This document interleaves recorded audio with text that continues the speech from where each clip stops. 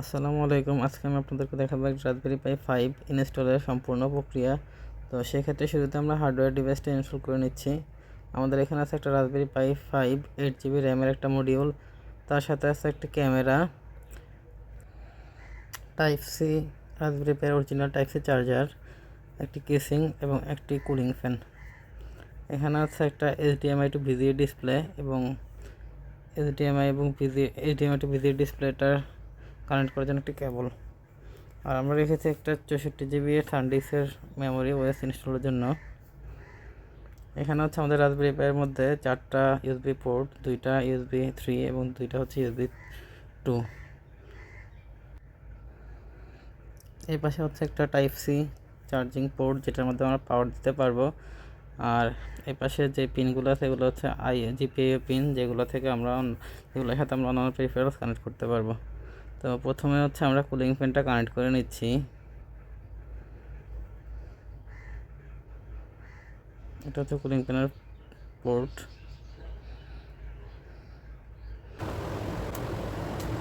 এটার সাথে আমরা কুলিং ফ্যানটা কানেক্ট করে নিলাম।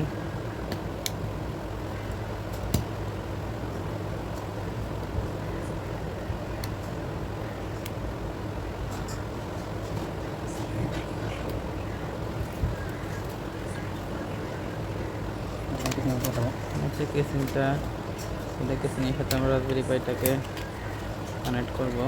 তার আগে হচ্ছে কেসিংয়ের নিচে সাপোর্টিভ হিসেবে কিছু জিনিস আমরা লাগিয়ে দিব।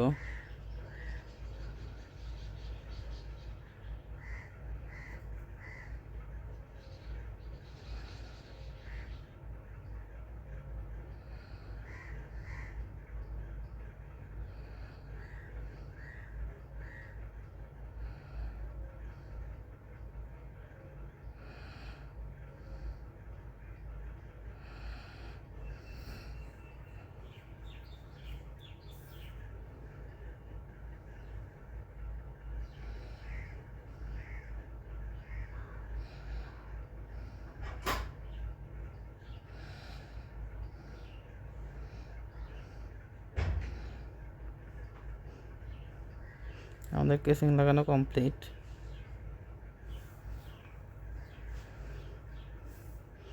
এখন হচ্ছে আমরা টাইপ সি পোর্টটা রাসবেরি পাইয়ের সাথে কানেক্ট হয় কিনা দেখবো, চেক করে। তারপর আমরা এসডি কার্ডটা কানেক্ট করব ওএস ইনস্টলের জন্য।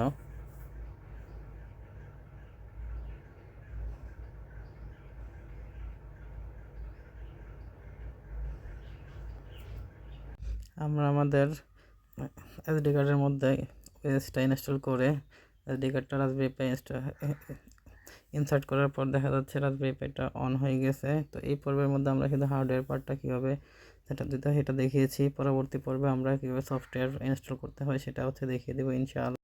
পরবর্তী আপডেট পাওয়ার জন্য আমাদের চ্যানেলটিকে সাবস্ক্রাইব করুন, লাইক, কমেন্ট এবং শেয়ার করে আমাদের পাশে থাকুন।